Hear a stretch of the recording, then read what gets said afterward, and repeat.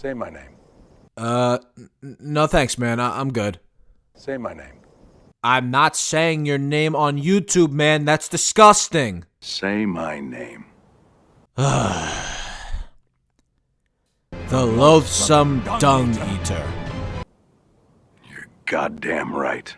Every once in a while, there's a game that comes out that is so good that it actually ruins other games for you. Because you realize that no matter what you go play next, nothing is going to top this experience. That's how good it is. For me and many other people, that game is Elden Ring. Now I'm currently recording this video in December 2023. The game came out last February, so the honeymoon period is over. We've had almost 2 years now to collect our thoughts and reminisce, and I did just that. And at the end of it all, after careful consideration and all the commercial and critical success, I have come to the conclusion that my thoughts haven't changed at all. Elden Ring is not only one of the best games ever made, in my opinion, it is the best game ever made, and certainly my favorite game of all time. And I do not say that lightly. Everything you want in a video game: gameplay, world design, level design, atmosphere, story beats, customization, epic boss fights, and I do mean epic, and just a doozy amount of engaging content. Elden Ring has all of it, and then some. For as many all-time great games that From Software has created, this is by far their magnum opus, which spells doom for every other developer. All of the best ideas they had in all their games came together to create this truly magnificent experience. And you know it's magnificent when other developers are angry that it's too magnificent. And this is a Souls-like we're talking about. Hard games. None of these games are hard. Well, alright, for most of us then. But what about Elden Ring makes it so magnificent? How does it manage to create such an immersive experience at the sheer scale that it is? But no worry, allow me to paint you the full picture. So strap in, boys and girls, and let's join the Serpent King as family. Sorry. And let's get down to business. The Fallen League. Yeah, thanks, Jeff. I'll take it from here. The Lands Between was once ruled by the Golden Order and Queen Marika the Eternal, before she shattered the Great Elden Ring and spread the runes around to each of her offspring, the demigods. With their newfound strength, in great George R.R. Martin fashion, they each waged war with each other to claim the Elden Ring. But no victor was crowned, so now the call of grace extends to the tarnished, human equivalents who have lost the guidance of grace, including you, who are called to return to the Lands Between, repair the Elden Ring, and become Elden Lord. So where do we even start with this game? Well, let's talk gameplay first. Elden Ring takes a lot of inspiration from Dark Souls 3 when it comes to combat. And by that, I mean it's literally Dark Souls 3's combat system, like pulled straight from the game, animations and all. Now, Dark Souls 3 had the best combat in the series in my opinion, so I'm not complaining, and nobody else is either. But don't worry, there was some innovation with its combat. But what's crazy about this is that it was already present in other Souls games, but they just refined it in Elden Ring. What do I mean by that? Well, the most notable combat mechanic in the game are the Ashes of War, which are cool weapon abilities that you can equip onto whatever weapon you're using. Now, Dark Souls 3 had already introduced weapon skills, but Ashes of War were interchangeable, much cooler, usually with some sort of elemental aspect, and could be found out in the world itself. You could release a wave of blood magic, literally do a ground pound. The amount of creative freedom to mix and match abilities means that there's always a different approach to a fight without needing to change the weapon you're using. Speaking of weapons, guess what they brought back? Power stancing. Yes, that's right. The one good thing Dark Souls 2 introduced made its way back into Elden Ring. Now there's less of a reason to play that piece of crap again. This time, instead of holding down triangle or Y or whatever the respective key is, you just press the left bumper and you can go to town on dual wields, which bodes great for me since I use katanas. But you already knew that. The progression system for weapons in the game is also among maybe the most generous in the entire series. The reason I say that is because even though upgrades will require up to 12 smithing stones for each phase, 2 for the first, 4 for the second, and 6 for the third, when you go to pick up smithing stones to upgrade, many times it'll be in bundles. Like in Liurnia here, under this gazebo, you get a 3-piece. Now you can make the argument that going up to 6 for a single upgrade is a little much, and I'd find it hard to disagree. but the game gives you more than enough stones to use between the world itself and the mines scattered around. So it's not like Dark Souls 1, where finding resources is like trying to find good security at a Jeff Keighley event. Now this part is gonna divide, just like American elections. But another thing that Elden Ring introduced was Spirit Ashes, unique NPC summoning that can be used anywhere, online or offline, and you can have multiple at once, aside from summoning your typical NPC. Any enemy you find out in the world will most likely be a Spirit Ash, including yourself. Yes, yourself. Say hello to the Mimic tier. They had problems handling one ZD boy, but can they handle two ZD boys? No. Now personally, I don't like using summons, despite what you're seeing here. I like taking on bosses by myself. That's where my satisfaction comes in. But having this option for players who are a little bit more on the intimidated side is a great design choice. Now, I personally recommend you use as little as possible because you do want to get better as a player, but if you want to use it, alright, go right ahead. We also got a dedicated jump button now. Any Souls players out there know how big this is, so no more having to get a running start before you jump. And with this comes, you guessed it, jump attacks. You know, when you're not whiffing on them like a giant moron. But there is one truly unique mechanic that Elden Ring introduced. As you're in this massive open world, we can't have you walking everywhere like in past Souls games. You'd be here longer than you already are. So, say hello to Torrent, your trusty spectral steed. Just answer me this. How in From Software's first attempt at a true open world game do they produce the best horse in any game I've ever seen? This boy is nimble. His movement is entirely fluid, on top of the fact that he can dump, that he can jump, and double jump. You can find these wind gusts that launch you into the air and jump down into them, taking 0 damage. He's so nimble that horseback combat is actually fun, despite the fact that it's not always the right choice. Torrent has very little restrictions, which is more than I could say for some other games. Now, there are some areas where you can't summon him, like in a dungeon and in most boss arenas, but until you get there, enjoy absolutely bullying the fire monks. One more thing, I mentioned fall damage. In Elden Ring, they took out fall damage. Okay, they mostly took out fall damage. Unless you're dropping from a significant height, the fall impact will actually hit your stamina bar rather than your health bar. And sometimes, it doesn't hit anything. I am invincible! Oh, and did I mention there's minimal UI unless you want to see it or engage in combat? Quality of life, guys. It matters. Overall, the gameplay for Elden Ring takes every good idea that From Software has ever created and combines it to create a gameplay experience that you don't want to stop engaging with. And by the way, to everyone who says this game doesn't have replayability, you're right, on paper, but this was my 7th playthrough of the game, because you want to experience everything again. It's that good, but okay, maybe it's just me. Then how do you explain this? So the absolute highest compliment I can pay this game is to tell you that I have beaten this game 4 times now. I'm sorry. Yeah, so I absolutely loved it. I'm on New Game 7 on my main account. I've tried I think I've done every single build, and I haven't done that in a video game in so long, where I beat a game and then it's like, you know what, I'm gonna beat this game, and I'm gonna beat this game, and I'm gonna beat this game, and I'm gonna beat this game. Like, seriously, that hasn't happened in, it's got to be like a decade. How many hours do you have? I'm at like 180 hours or something like that. 200 hours? Yeah. I rest my case. Despite how good its gameplay is, that's not even the best part about Elden Ring. So, what is the best part about your journey to the Lands Between? Well, the Lands Between. From Software have always been masters at world building, but this is on a whole new level. I've always said they've made enchanting worlds, but it seems that they took what I said quite literally. On a visual level, every single major area is absolutely mesmerizing. My fears were quickly remedied upon walking out of the chapel. Okay, we got good color. We don't have the faded look that Dark Souls 3 had. Matter of fact, if you showed these color schemes to an art teacher, they would have a heart attack on the spot. I came back to this game pretty much a year after my last playthrough, and I did not think that I could feel the same sense of wonder and awe when I first stepped out into Limgrave. I mean, just look at this. Remember how cool it was in Dark Souls to look up from the first bell and see the Duke's archives all the way up there? Yeah, multiply that times 5 and that's your first shot in the actual world.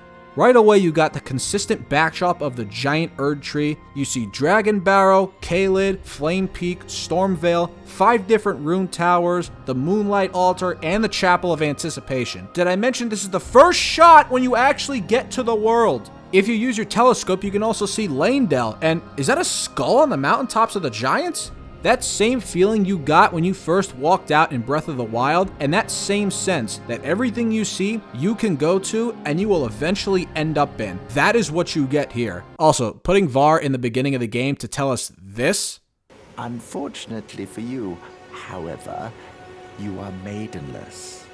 Genius. Yeah, you can't level up in Elden Ring until you make contact with a woman. Now this is how you do social commentary. Once you get to the Altus Plateau, you see even more areas. The coolest is when you're at the windmills and you can see, to my shock, Miquella's Halig Tree. Now at the time, I didn't know what this was. I was like, what is that? Is that a tree? There's a base with towers and stuff. They even took the time to include the brace of the Halig Tree from all the way over here. Any other developer would have just put fog covering this area to save on resources. And if they did put something, maybe just the top of the tree. But we're dealing with Hidetaka Miyazaki. This man does not mess around when it comes to immersion. Also, is that a mausoleum? Again, they did not have to do this, but they did. You can't do anything but commend them for that. That's not even counting the iconic Liurnia shot and all this other stuff that I took. I mean, just look at this one shot coming out of a tower. I mean, come on. It's not even fair. I can go on and on and on. If you want proof that a gorgeous art style is just as good, if not better, than realistic graphics, Elden Ring is Exhibit A, B, and C. And also D. And also E. This is where the gameplay and the world collide, because From Software has just one word for you. Go. Go explore. Why are you still here? Not only does From Software provide you with a mesmerizing world, it lifts all restrictions off you and allows you to explore it however you want. There's no hand-holding in this game. Aside from Sights of Grace occasionally pointing you in the general direction of where to go, Elden Ring puts its faith in the players to figure out where to go. There's no map markers, no objective points, nothing. This is the most you get. When Gideon tells you about the demigods, he says, alright, Godrick's in Stormvale, Renala's in Raya Lucaria, Radahn's in Caelid, Rykard's on Mount Gelmir, and Morgoth's in Lanedale. Why are you still here? Oh, you don't know where those are? Well, you're a big boy. I'm sure you can find them yourself. How many places did you see when you first got here? One of them's got to be the right place. Here, ask this man. I'm sure he'll be happy enough to give you some directions. You gotta find out where to go in the lands between.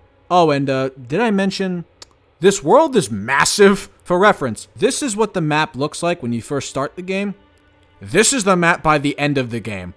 Oh, and there's also underground levels. Now, this sink or swim philosophy can be daunting to players. Having this huge world but absolutely zero sense of direction can intimidate newer players that aren't familiar with this type of exploration, which is why I think From Software made this map so small in the beginning. It was their way to say, okay, this is the area you should be focusing on now, figure things out from there.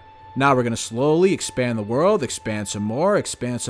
Oh, I wonder where this leads. What?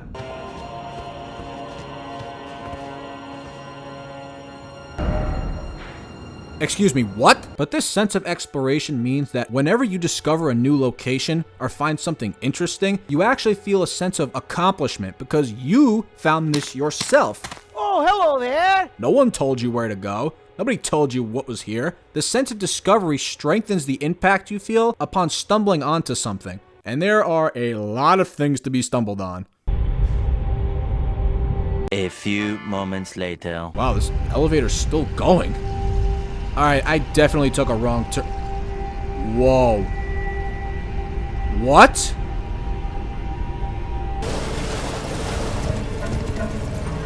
Holy shit. Is that a Greek pantheon? By the way, there's 2 of these wells. Oh, I wonder what happens when I sit in this coffin. Are those giant ants? Okay, I found this other medallion. I wonder where this leads. No. No. They did not bring back the frigid outskirts. No. Oh, okay, we're good. Oh, another one of these portals. Don't tell Geralt.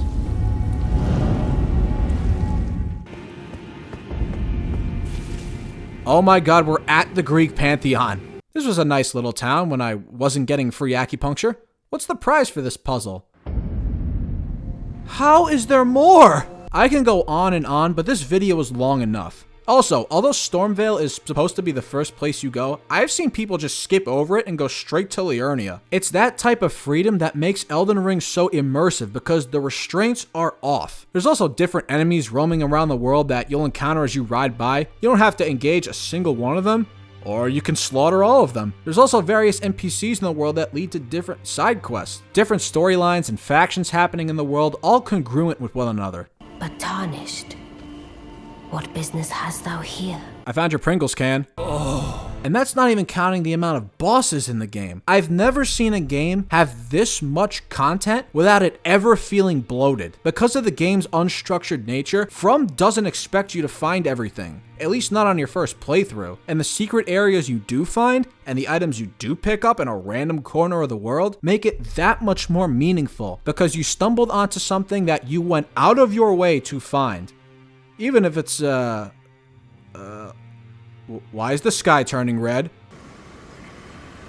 What the hell is this place? Yeah, each individual area feels completely unique from one another. Even the sky changes depending on where you are, and each of them have their own qualities. First up, let's talk your hub world, the Round Table Hold. The place where Tarnished Called by Grace go to rest and stock up on whatever they need. Now, From Software has always been great at making hub areas, and the Round Table Hold is no exception. Even though you can level up at Sites of Grace, you will still be coming back to the Round Table to do everything else. And the NPCs you talk to act as jumping off points for each of the respective storylines. And it's where you get your major goals on where the demigods are from Gideon Ofnir. Aesthetically, it's not the most appealing, but as a place of reprieve and regen, it serves its purpose well. Also, this blacksmith's awesome. Limgrave is the starting area, and it's where you're taught the basics of the open world, and most of the enemies are soldiers or bats to ease you into the combat. And that gold is kind of a big deal around here. Stormvale is a microcosm of that, one of the best dungeons in the game. But if you thought dogs were the most annoying enemy to fight, I heard you like birds. Liurnia switches things up and has you navigating the most beautiful marshland I've ever seen. This time it ups the ante and adds giant lobsters. Yes, that's right, giant lobsters. Well, that was a hard-fought battle. Wait, what? What? How the? Are you kidding me? Ray Lucaria is the sorcery level. Great for melee builds, bad for magic builds. I have no sympathy. Did I mention this game has a great art style? Now we got everyone's favorite area. Oh boy. Caelid. I don't think we should be here right now. Jesus Christ, what is that? Hi, Billy Mays here. Are you fed up with poison not doing what it's supposed to be doing? Does it take hours for it to fully kill a player? Well, you're in luck. Introducing Scarlet Rot, the fast and easy way to drain a player's health bar, guaranteed. Shinji, get Billy Mays on the phone now. There is nothing happy about Caelid at all. It is the most intimidating area in the entire Souls series. Bloodborne is the horror game in the franchise, but if you had to depict a nightmare region for a fantasy world, Caelid is pretty much spot on. For one, the entire area is a rotting, decaying hellscape. Everywhere you turn, there's a portion of the ground, trees, or enemies covered by scarlet rot. And speaking of enemies, you like giant monster dogs? You're in luck. Are you a fan of the Baltimore Ravens? Yeah, well, they're not fans of you. You thought you were done with poisonous swamps? Think again. Oh, and say hello to the biggest juxtaposition in a name I've ever seen. The Clean Rot Knights. Every single enemy in Caelid is programmed with one single purpose: destroy the Maidenless. I don't think I want to be here anymore. Let's move on. Finally, the last notable area I'll mention, or else we'd be here all day. Leyndell, the giant capital of the lands between. This is probably the best in the entire game, and that should say a lot after what I've said about the other three. Also, they just left the corpse of a giant dragon here. Oh, I'm not cleaning this up. Oh, these guys look fun.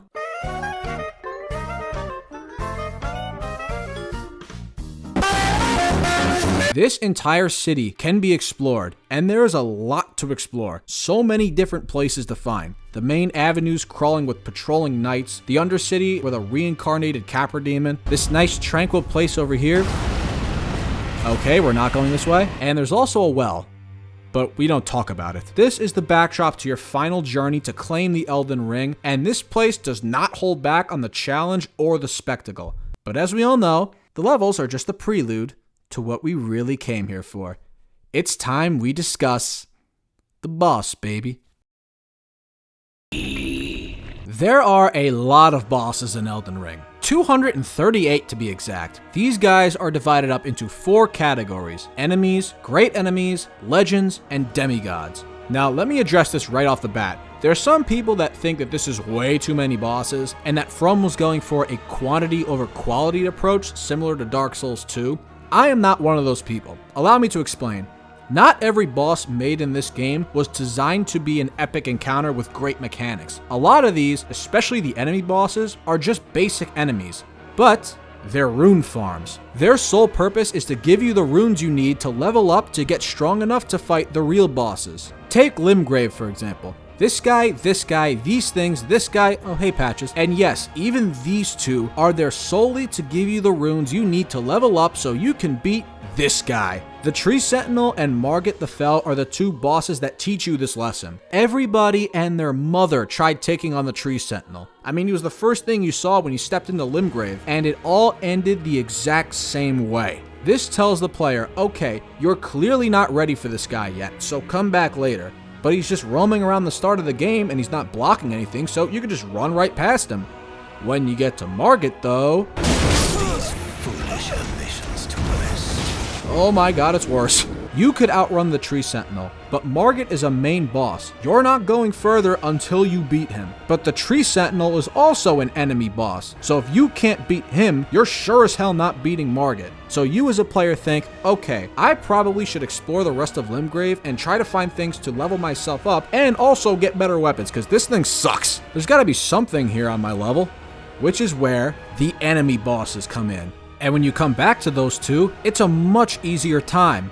Plus, you get the Golden Halberd. You're damn right I'm gonna keep fighting them. The great enemies, on the other hand, are a step above that. These guys are usually the capstones on notable areas when not dealing with major dungeons. There are some that are great, and some that are just... Why? Spiker and Sponge, they found us! Side note, I think the Dragonkin Soldier of Noxtella is very underrated. He's not very hard, but damn it is he cool. And the Godskin Apostle and Noble by themselves are great. Especially the Apostle, which is one of my faves. But okay, we got so many bosses, each layer servicing the next. How are the bosses that actually matter? Well, as far as the demigods, every single one is amazing. Wait, everyone? No, that can't be. With every Souls game, there's at least one Lord fight that ends up being underwhelming. Demon Souls archdemons were hit or miss. Dark Souls had the bed of chaos. Enough said. Dark Souls 2 Lord fights were just straight up horrible. Dark Souls 3 was the best, but Aldrich was kind of a letdown, and Yorm was pretty polarizing, even though I like him. But in Elden Ring, Godric is great, Rennala is amazing, Rykard is a spectacle, Radahn is something else entirely, Morgott is great, Mohg is... yeah, that. Oh, okay, really, that's enough. You can stop now. Alright, man. Alright, you're cool. Whoop-de-doo. You have sex with your brother. And Malenia is, well, the Blade of Miquella. From had trouble nailing down 4 lords perfectly, and they now did it with 7? Talk about learning from your mistakes. Every single one of the demigods provide a great challenge and absolutely mind-blowing spectacle. And a cool little detail is that aside from Radahn and Mohg, every demigod leaves behind a trace of themselves when they die. Godric's shriveled up torso is just laying there. Rennala stays to help you respec because you didn't really kill her. Rykard's head is... ugh. Morgott's corpse lays behind the throne, and the scarlet flower blooms when Malenia is killed. They act almost as trophies to remind you of your accomplishment, and that's something I appreciate. Which makes you wonder, why don't Radahn and Mohg have anything like this? Are they actually dead? Are we gonna fight them again? DLC? And when you extend these out to the legends, these are also amazing. Dragon Lord Placidusax, Godfrey, Malekith, Radahn, the Fire Giant, Fortisax? I mean, how are they all this good? The only one I don't really like that much is Estelle. The camera's not really your friend in this, and this grab is absolute bullshit. But even with him, you fight him in a literal nebula as the setting. And his design, like what is this? A centipede moth thing with scorpion pincers and a smiling human skull with an eyeball inside? What? I'm convinced whoever came up with this design was on drugs. There is no way a sober person comes up with this. Now, before you say anything, no, the Regal Ancestor Spirit is not a hard fight. You can sleepwalk through this if you wanted. But you know what? That's the point. This is not a boss. This is a majestic, peaceful moose spirit who is being worshipped and whose land you have to go out of your way to invade. He can't really defend himself. If you can't tell by the music, he's not a fighting spirit, but you kill him anyway because you want more runes. This fight is not meant to be challenging. It's meant to make you feel like a piece of shit. And you know what? It's working. By the way, you know how the Souls community agrees that Ludwig's cutscene in Bloodborne is the best in the franchise? Yeah, there's 3 in Elden Ring that can rival that. The precise moment I knew that this was the greatest game of all time was when Godric proceeded to chop his arm off. Also, he can use the stump to rip off a dead dragon's head and use it as a flamethrower.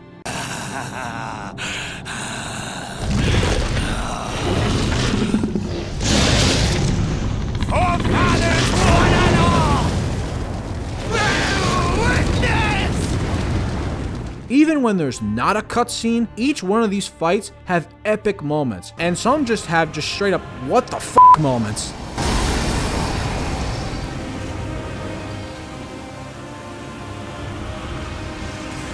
Incoming enemy from the rear! Oh, and by the way, probably the best thing Elden Ring did overall mechanic-wise was introducing the Stakes of Marika, respawn points for boss fights. So you know what that means. No more runbacks! When you die, you have the option to either respawn at the last site of grace you were at, or at the Stake of Marika, which is usually closer. There's still some actual runbacks like the Red Wolf of Radahn, but even if you don't get a Stake of Marika, the sites of grace are pretty much right next to the arena, so you could say goodbye to this shit. I'm so freaking glad that From Software realized, hey, our boss fights are pretty good. Let's stop making it a chore to get back. Best decision they've ever made. You know, I was just gonna talk some overall points about the boss fights to keep the video shorter, but damn it, some of these guys deserve to be gushed over. So sue me. First up on the list, the man himself, Star Scourge Radahn, the man who was once called the strongest of the demigods. I don't know why he was once called the strongest. He still is. You see guys, this man and Malenia had the ultimate duel during the Shattering, and both were so strong that they ended up in a stalemate, at which point Malenia had to resort to nuking herself with the Scarlet Flower just to take out Radahn. So now he is a husk of his former self, his mind gone, slowly being eaten away by the Scarlet Rot. Thanks, Billy. So his men hold a festival every year, gathering the strongest warriors across the lands between to give Radahn the honorable death he deserves. Champions, welcome. The stars have aligned. The festival is nigh. A celebration of war. The Radahn Festival! Which is where we come in, and... oh. Well, I guess he's asymptomatic. After you get past his gravity sniper and aldrich arrows, which, by the way, are spears that have been stuck in his back since the Shattering, you gotta get up close and personal. And usually with large bosses, they're slow, with long windups to compensate for their size and power. Not this guy. Now, normally you can use a bunch of summons for this man, but where's the fun in that? Fighting Radahn is an absolute blast, and that's before he decides to leave.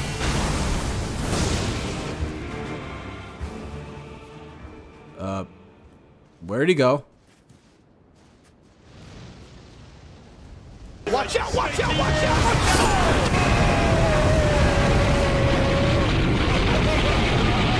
Man just became an orbital strike. Yeah, it also turns out Starscourge is not just a nickname. This man learned gravity magic in his youth, all just to be able to ride his frail little horse. And a nice little side effect of that is that he became powerful enough to conquer the trajectory of the stars themselves. So not only is this man a ferocious warrior, but he also has the power to manipulate gravity. And he's single-handedly holding back the stars from destroying the Earth, still doing it now with his mind gone. God, Radahn is a beast. Also, if this is what he is now, what the hell was this man like in his prime? DLC, Miyazaki, make it happen. Now we got everyone's favorite, and that is... sorry, what was your name again? Oh, yeah, that's right. Malenia might be the hardest boss in any game I've ever played. This woman has never known defeat, and yeah, I can feel that. If you've been following the lore, the lead up to this fight makes you think, okay, we got our asses beat by a broken version of Radahn. If Radahn in his prime, at full strength, couldn't put Malenia away, how the hell am I supposed to beat her? It raises the intensity of the fight and makes her truly intimidating. Plus, she was the featured character in the promotion for the game, so you know From Software is not going to hold back here. Malenia is a fight that demands absolute perfection, because she is fast. Very, very fast. She gives you almost no room to attack, and one mistake can end you or set you back a lot. On top of being able to heal whenever she hits you. This includes blocked attacks. But to counterbalance this, she has zero poise. Almost every one of her attacks can be stopped when she's hit. But until that point, you have to memorize her moveset to a T, know her tendencies, and know where the openings are. It's a fight that demands you be perfect. And that's before she does, you know. I can safely say 90% of people's deaths came from the waterfowl dance. I mean, to be fair, this thing is ridiculous. It's an insta-kill flurry that closes in on you immediately, no matter where you are. So running away is not even an option. Because of that, let me impart on you the way I block waterfowl. First up, have a shield with you. Don't need to equip it right away, but just have it. Pull it out when she jumps. Make sure you have full stamina. Block the first one. Roll in, roll back. There you go. She recovers some health, but not a lot in the grand scheme of things. Malenia is a fight that will have you sweating buckets, but by the time you're done, you will feel like an absolute god. Just ask Let Me Solo her. Basically, if you could beat Malenia, you could beat anyone in Elden Ring. Now, a common complaint is that Elden Ring has too many reused bosses scattered around the world, and while I understand the complaint, I don't really have a problem with it, especially with the enemy bosses. They're basically world creatures, and you'd expect to find most of them throughout the world. Like, if there was just one Erdtree avatar, that'd be weird. Same thing with the Tree Sentinel. You think this guy's the last surviving member? No, there's bound to be more of them scattered around the lands between. And the way I view these fights, besides most of them being side content that you don't need to find or do, is that these are gauges for how far you've come as a player. Oh, you beat one Tree Sentinel? Well, how about one with a hammer and lightning powers? Or one that uses magic? How about two Tree Sentinels? Oh, okay, try to avoid that one. Also, I will not have any Godskin Apostle slander on my timeline. I mostly don't have a problem with these. However, what I do have a problem with are the reused demigod fights. Like, why is Moog down here? Why is there another Estelle just chilling in a cave in the consecrated snowfield? Are we really just gonna put another Godric in an Everjail? And probably the most criminal. Why is Godfrey here? The other ones I can handle because they're things you expect to see multiple times, but having reskinned demigod fights just lessens the uniqueness of the fights that actually matter. Like, how much more impactful would the Godfrey fight have been if you hadn't already fought his golden version? Like, we couldn't just put a Crucible Knight here? Counter to some opinions, I actually don't have a problem with multiple Margit/Morgott fights, or a second Loretta, because Margit is this game's version of the Pursuer from Dark Souls 2. He will hunt you down and do everything he can to stop you from obtaining the Elden Ring. He's there at the beginning when you're at your weakest. When you get to Altus, he stops you as a regular enemy, and Morgott is his last-ditch hope, so he pulls out everything in his arsenal to beat you. In terms of Loretta, the one in Caria Manor kind of fits with the rest of the enemies. They seem like they're the reanimated essences of those who once served the Carian royal family, and since she was one in service quests, then she would also qualify for this. So when you find her again in the Erdtree, it makes sense. This is actually the real Loretta, although I do wish her moveset was a little bit different. I'll give you that. Overall, the bosses in Elden Ring are a great time, and in terms of the main bosses that matter, this is From Software at their best. Now release a Sekiro mechanic as DLC so we can fight Remembrance bosses again, please. Thank you. So Elden Ring has great gameplay, an amazing world, and great bosses. But as we all know, what drives Souls games home is the cryptic story and lore. And when you got George R.R. Martin collabing with you, and not finishing his book, the possibilities of where you can go are endless. Even though it's kind of hard to see how much involvement he had. It's called the Elden Ring, and it's a sequel to a video game that came out a few years ago called Dark Souls. I mean, he's not wrong.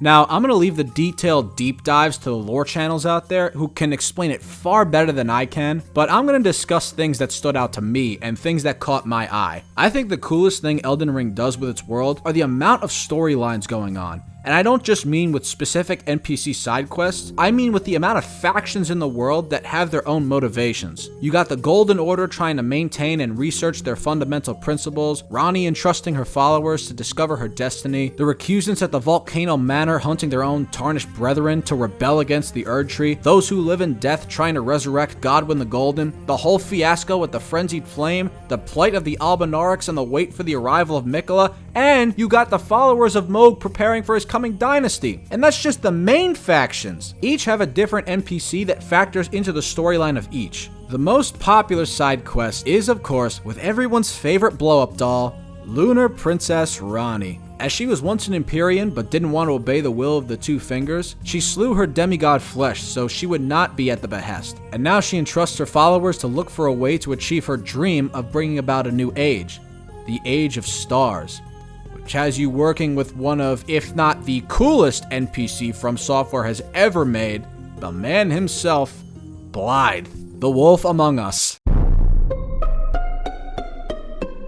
Throughout the questline, you hold many emergency meetings and determine that there is in fact an imposter, at which point Celevis starts to look suspicious, so we need to eject him. No, but seriously, the questline is awesome, with some great voice acting and great characters, and if you've been following it closely, it actually provides a reason to kill Radahn, because he holds the stars in stasis, which is what Ranni needs to progress her plan and open a way to Nokron, the Eternal City. You then learn that Blaidd was her shadow given to her by the Two Fingers to be her bodyguard, but was able to resist the greater will when Ranni betrayed them, so he still follows her. But in order to progress, you have to kill the baleful shadow that hunts her, which is a clone of Blaidd. And when you defeat him, Blaidd ends up going mad. And you're forced to put down your friend. F in the chat, boys. I also think it's a cool little detail that Estelle is the final boss of this questline, the very thing that Radahn, Ranni's brother, was holding back. So this doesn't just end up being a cool looking boss fight, it's the consequences of your own actions, you and Ranni both, to achieve her dream. Well then, shall we?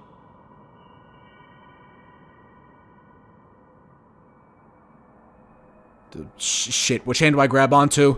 A consequence of Ranni slaying her Empyrean flesh was that another demigod had to die in spirit. That demigod ended up being Godwyn the Golden, the first of the slain demigods in the Night of the Black Knives, and whose essence would not return to the Erdtree, so he ended up becoming the first Prince of Death, and spawned the cult of those who live in death, including Sister Fried, Fia, the deathbed companion, who tells you all about herself while she's debuffing your health through the process of hugging you. I guess women do shorten your lifespan. Eventually, you find yourself in deep-root depths, and find the... Jesus Christ, what the f*** happened with Godwyn? Side note, Godwyn was the only perfect child that Marika and Godfrey had, as Morgott and Mohg were both Omen. So it's ironic that the perfect child of the Golden Order became the symbol of the polar opposite cause. Also, you get to fight Fortisax after this. Sign me up. Moving away from side quests to just interesting story beats, Gideon Ofnir acts as your guide at the Round Table Hold, as he's accumulating knowledge to become all-knowing. But as you explore the world and go through certain questlines, you slowly begin to realize that Gideon isn't exactly the best guy. In fact, He's kinda ruthless. When you stumble onto the village of the Albinaurics, it's an absolute massacre. Piles of dead corpses and strung up bodies. It's even better when you're going through with Nefeli, being Gideon's adopted daughter, because she provides more weight to everything. And when you get back to the round table... Huh? Wait, Ensha? What the hell are you doing? But now, Ensha is slain and gone. No. Your bodyguard just tried to assassinate me. You gotta do better than that. Eventually, when you get to the end, he ends up being the last thing between you and the Erdtree. And it turns out that he was serving Marika all along and encouraging Tarnish to struggle for eternity, as was her will. It also explains why he orchestrated the massacre of the Albinaurics, as they're seen as heretics to the Golden Order, which Marika rules over. And Nefeli's reaction to hearing her father's ideals were completely fake almost ruins her. But don't worry, through your own actions, Nefeli is the first time in a From Software game where a side character actually has a happy ending, as she becomes the Queen of Stormvale and promises to pledge her allegiance to you when you become Elden Lord. There's so many other things to discuss about the side quests, but like I said, for everything else, we'd be here all day. The basic point that you need to understand is that Elden Ring is deep. And for all the exploration and the fighting you do, uncovering the backstory for everything in the game provides a rewarding feeling, without the need to stop and show a cutscene every 5 minutes. It's what From Software does best, and it's up to you whether or not you want to experience it. At the end of it all, with Elden Ring, From Software managed to craft a game that is filled with everything that gamers could want. The things I mentioned in this game can be expanded upon for many minutes more, but it would do well if you haven't played it yet, in which case, what are you doing? It would do well for you to play it and experience it for yourself, because although the game's difficulty may turn away some players, once you give it a shot, get better, and become more comfortable with the game, you will find there is a whole experience that you never thought was possible. We are never going to see a game like Elden Ring again for a long time, including by From Software, who I'm sure is burnt out from this development cycle, hence why Armored Core 6 was their follow-up.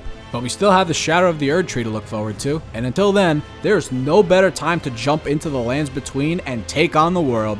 And through it all, you will soon come to believe, as I and many other players do, that Elden Ring is the definition of masterpiece. Do I even need to say the score? Do I really? Just put it up there. Oh, sorry, forgot the 0.